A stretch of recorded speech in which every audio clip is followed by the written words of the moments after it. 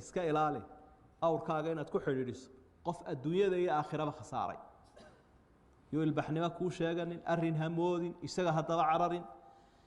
ilaan halka uu ku socdaabuu kugula dhaadhacaya haddaad awrkaaga ku xidhiidhiso ka noocaasa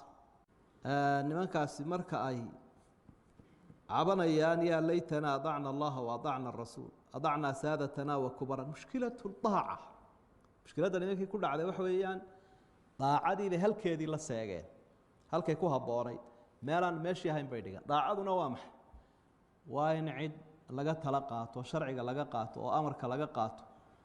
oo iyada laga dambeeyo ilaahay iyo rasuulkay taasheed ama alkitaabu wa sunna kitaabki iyo sunnada siyaadada iyo sarraynta lahaa oo cid walba ka sarreeyey labadii markay weydaarteenay qaanuun iyo qofof waxood raaceen maanta ayay eedeen ilaahay la hortaagay marka qabla fawaati lawaan intaan waktigu tegin buu ilaahay dadkii aakhiro cabanaya oo ka calaancalaya wixii ay eedeen ayuu maanta ilaahayna hor keenaya waxa lagu jabaa waa ilaahay rasuulka la weydaarto oo shariicada islaamka iyo diinta la weydaarto oo dad kale lagu doorsado la adeecay iska daaya gaal baa eedo halka ka qaylinaya sidaan idinkana qayladaya waxaas idinku dhicin ilaahay rasuulka adeeca marka mushkiladda musiibada ku dhacday